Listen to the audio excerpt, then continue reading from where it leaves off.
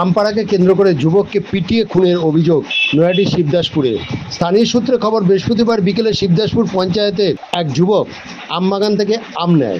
তারপরে আমবাগানের মালিক তাকে হাতে নাতে ধরে, তাকে বেধড়ক মারে এবং সেখানেই তার মৃত্যু হয়। বৃহস্পতিবার সকালে অগ্নিগর্ভ হয়ে ওঠে পরিস্থিতি। মৃত কিশোর সুদীপ্ত পণ্ডিত, বয়স 17, বাড়ি কাঁচরাপাড়া। মামার বাড়িতে শ্রাদ্ধা অনুষ্ঠানে এসেছিলেন।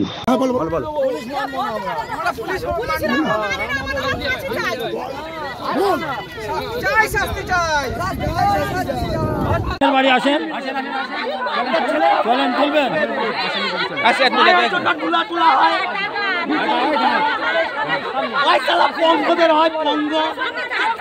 আমরা ফাঁসি চাই না হলে পুলিশের দোষ।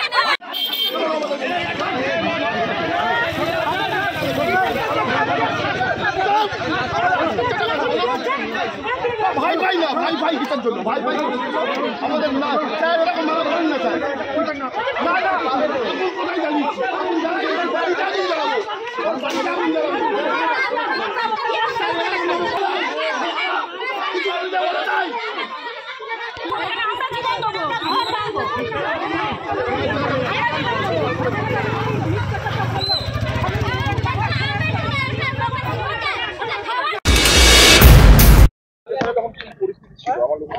পরিস্থিতি আমাদের এখানে মানে সবাই সব রকম সব সম্প্রদায়ের মানুষই মিলেমিশে থাকি, কোনো ঝুট ঝামেলা কোনোদিন আজ পর্যন্ত, এই বয়স আমার 45 ইয়ার বয়স ওল্ড, কোনোদিন হয়নি।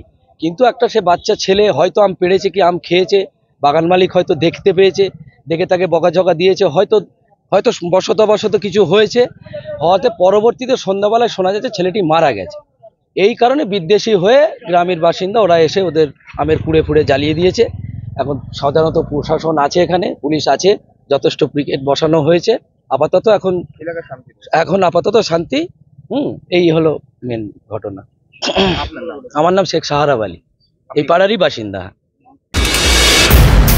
দুঃখজনক ব্যাপারই, মানে কোনো একটা ছেলে বাগানে হয়তো আম পাড়ছিল, যার কারণে হয়তো তার সাথে কোনো বচসা বাজে এবং বাঁধার পরে তার ছেলেটা নাকি মারা গেছে।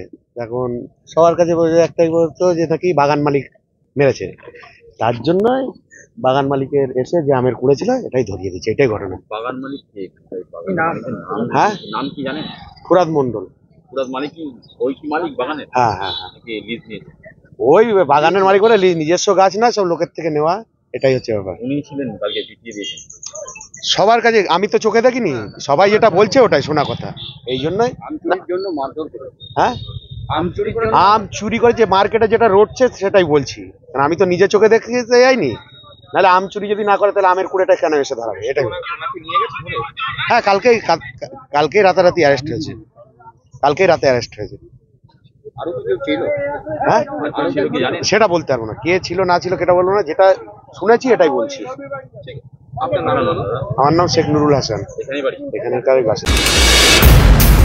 হয়েছিল বলতে, ও আমার পিসির ছেলে হয়। আমার বাবার মারা গেছে। আমার বাবার আজকে শেষকৃত্যের প্রথম ঘাট কাজ। তো আমি ওকে নিয়ে বিডিও অফিসে গিয়েছিলাম সময়ব্যতীত টাকা নিয়ে আসতে। তো আসার পরে ওর বন্ধুদের সঙ্গে এইদিকে আসে আমটাম পাড়ার কারণে, যে যার আম বাগান, যে আম বাগানটা লিজ নিয়েছে, সে দেখে ওকে মারধর করে এবং মারতে মারতে সে এখান থেকে রাস্তা থেকে অন্তত 1.5 থেকে 200 মিটার দূরত্ব নিয়ে গিয়ে ওকে মেরে ফেলে রেখে দেয়। একটা আমের জন্য একটা 19 বছরের ছেলের জীবন চলে গেল। তো আমরা আসামির ফাঁসি চাই, এর থেকে যেন কঠোরতম সাজা ওকে আমরা চাই, ঠিক আছে? না হলে আমাদের অবরোধ চলছে, যত রকম আমাদের স্টেপ নেওয়ার আমরা নেব, ঠিক আছে? আমার পিসির ছেলে হয়। হ্যাঁ, আমি ওর মামার বড় ছেলে। আমার বাবার আজকে শেষকৃত্যের কাজ, ঘাট কাজ। আমি এই যে অবস্থায় আছি, ঠিক আছে? তো আমার নাম সোমেন রং। ওর মৃত্যু চাই, ফাঁসি চাই, ও যেন মরে যায়। যে মেরে ফেলে দিয়েছে তার ফাঁসি যেন হয়, তার ফাঁসি চাই, ও যেন মরে যায়, ও যেন বেঁচে না থাকে। আর একটা আমের জন্য যদি জীবন দিতে হয়, একটা জীবন শেষ হয়ে গেছে, একটা জীবন। নিজের ভাইদের সঙ্গে ওর নেই, খুব বদ ছেলে, নামে অনেক অভিযোগ আছে আগের থেকেই। টুম্পা রং। এখানে আছি, এটা আতিসারা গ্রাম। এখানে কালকে ওই প্রায় 4:30 দিকে একটা শ্রাদ্ধে বাড়ি আছে, ওখানে একটি ছেলে বীজপুর বাড়ি, ওর মামা শ্রাদ্ধে ছিল, এখানে এসেছিল। সঙ্গে 3-4 জন বন্ধু বান্ধব ছিল, ওরা কাছে একটা বাগান আছে আম পাড়তে গিয়েছিল। আম মালিক দেখে তাড়া করার ফলে দুটো ছেলে যা আছে, একটা ছেলেকে তার মধ্যে যে ছেলে মারা গেছে ও এখানে রোডের সাইডে যে আছে ধরে পিটানোর পর হ্যাঁ মানে এই যে বাগান মালিক একজন আছে ফুরাদ আলী, ঠিক আছে, আমরা কালকে স্টেটমেন্ট দিয়েছি কার কী নাম আছে, ঠিক আছে। তারপর যা আমরা পেলাম কি দুটো ছেলে যে আছে এখান থেকে দৌড়ে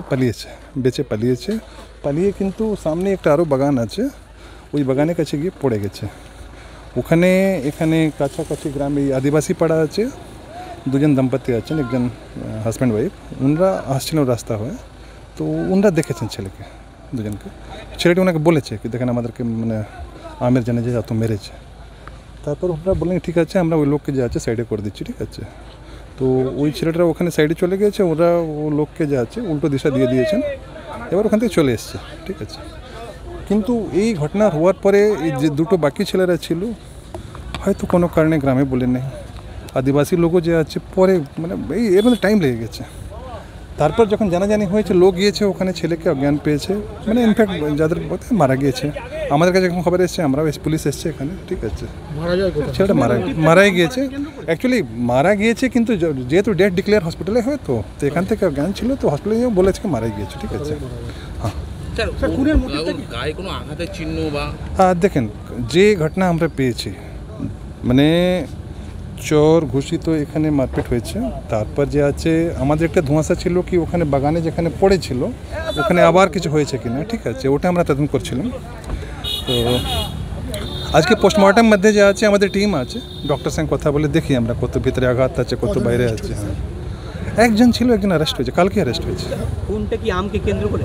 হ্যাঁ মানে বলা যাবে আমকে কেন্দ্র করে, হ্যাঁ ও আম বাগান একজন লিজ নিয়েছে যে মেরেছে, ঠিক আছে। নাম আছে কালকে নাম দিয়েছি আমরা, হ্যাঁ কালকে অ্যারেস্ট করা হয়েছে। না অ্যারেস্টেড হ্যাঁ একজনই ছিল, যারা বাচ্চারা সঙ্গে ছিল ওরাও বলছে, তারপর আদিবাসী ছিল যে দম্পতি দেখেছে ওরাও বলছে, ঠিক আছে। পুলিশ কাস্টাডি ছাড়া মানে আমাদের তো মেন ব্যাপারটা হচ্ছে সাক্ষী দেখা, কারা দেখেছে না দেখেছে ওর উপরে কেন্দ্রিত করছি আমরা, ঠিক আছে, যেন কি এই ঘটনাতে যে দোষী লোক যে আছে বেরোতে না পারে, ঠিক আছে। পুরো প্রয়াস ওদিকে আছে আমাদের। পরিস্থিতি কি আছে? একটু উত্তেজনা কালকে ছিল, আজকেও আছে, যেহেতু নিরসন্স ঘটনা আছে তো মানে কেউ মেনে নিতে পারছে না, 17 বছর বয়সের ছেলে যে আছে আমরা নিজে মেনে নিতে পারছি না, ঠিক আছে, প্যাথেটিক।